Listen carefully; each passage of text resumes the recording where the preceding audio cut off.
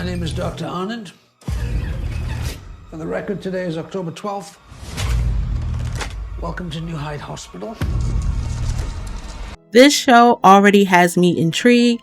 I really want to see where it's going, so we're going to dive into the series together.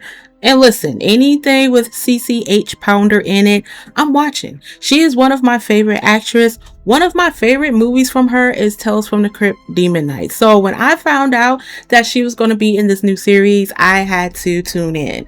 And on top of that, this series is based on a novel by Victor LaValle.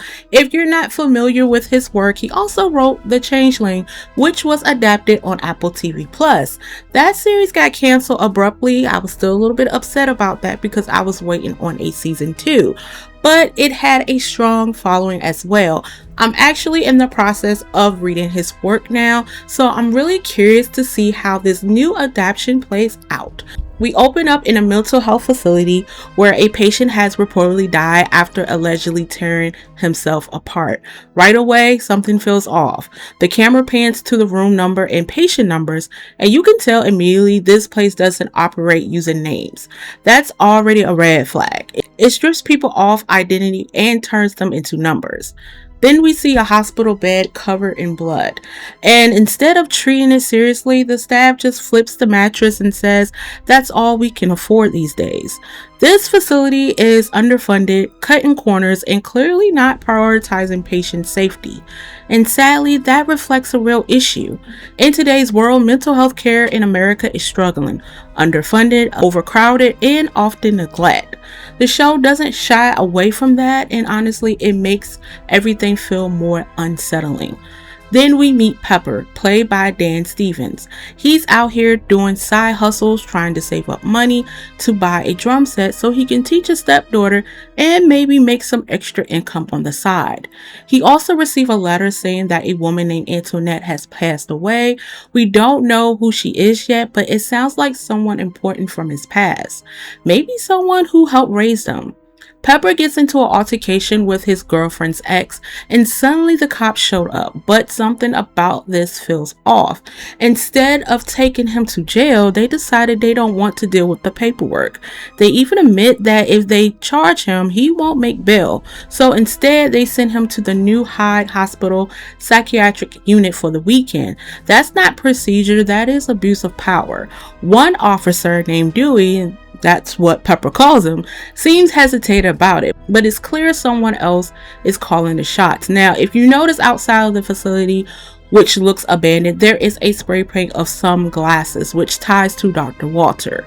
At the hospital, Pepper meets Dr. Anna, who introduced himself as the psychiatrist, and honestly, he gives off more warden vibes than anything else. During intake, Pepper is clearly upset, which is understandable, but the doctor immediately labels him as agitated and tells Josephine to prepare for medication.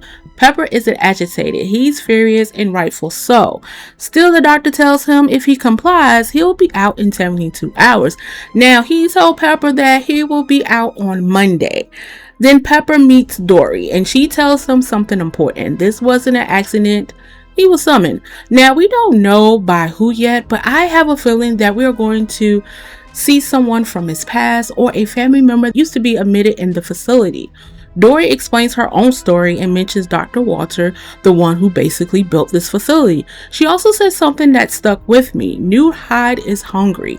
It suggests the hospital isn't just a place, it's an entity, something that feeds on suffering, trauma, maybe even souls. She wants Pepper to comply, play nice, don't fight the system, because if you do, it fights back. Pepper then meets Miss Chris, who gives him medication and breaks down. She explains that the doctor monitors every dose. If Pepper is marked as non-compliant, he could be kept there even longer. So now it's not just about treatment, it's about control once again. Later, Pepper meets his roommate Coffee and attends a required book club, but things start getting strange. Pepper begins seeing a dead man, someone he used to stay in that room. At first, it seems like hallucinations, but then we found out something even worse. Pepper wasn't asleep for one day, he was out for 4 days, especially when that counselor told him today was Tuesday. No one woke him up. He missed his release date. Yeah, I would have had lost my mind as well. And hell, I would have probably punched that doctor in his face because he promised me that I was going to be out on Monday. But I had a feeling that he was lying about everything of what he was saying to Pepper in the begin with.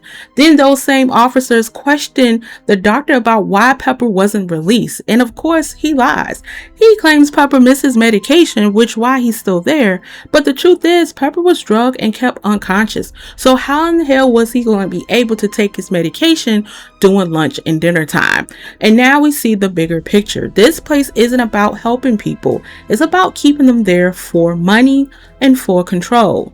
Dewey starts to question things, and you can tell he's not just a regular cop. It feels like he's been digging into something deeper, maybe even working undercover, because earlier in the episode, if you have noticed, he had a phone call and you can see that he was trying to hurry up and ignore that call because he didn't want to answer it right then and there in front of his co-workers. And not to mention, he was asking a lot of questions. The problems with admitting Pepper.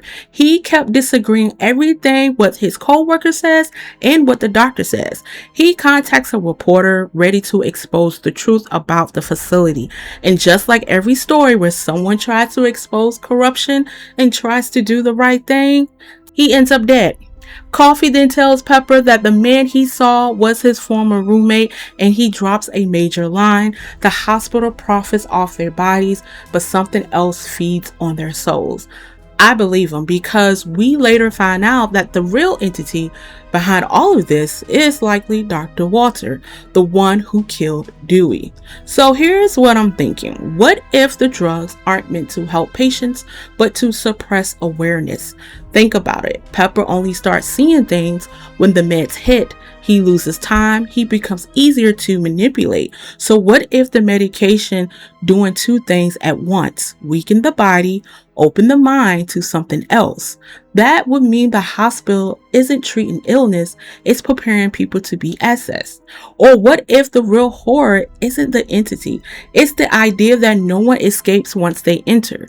Not physically, not mentally, not even spiritually, because even if you leave the building, a part of you stays behind. And not to mention, when Pepper had that conversation with Coffee, Pepper told Coffee that during his first admission there at the hospital, he's seen a set of keys underneath the table. Now, those are the same keys that Josephine had lost in the beginning of the episode. But he also seen how someone or something snatched those keys from under that table. But he says that he can be able to locate those keys and be able to get up out of there. And if that is true, then Pepper isn't trying to get out of the hospital. He's trying to escape something that already has him. Let me know your thoughts and theories in the comments. I really want to hear what you think. I actually enjoyed episode 1. It is a little bit of a slow burn, but that is okay. Like I said, I never read the book before, so I'm definitely curious of how this is going to pan out throughout each episode, and I am going to read the book as well. But this is a definitely interesting concept of horror that you have to deal with, not only the entity but also with the staff members in the facility. And so you have to find a way to protect yourself in both ways. And so that's the major key here, and that had kept me really intrigued because you never know what's going to happen. And so this is feeling like a mystery / horror, and I'm all for it. So if you want to support the channel even more, make sure you check out the membership and become an innkeeper. I drop exclusive content for members. Coming up next, I will be doing episode 3 of Widow's Bay. I cannot wait to talk about that crazy episode. I'll see you in the next one.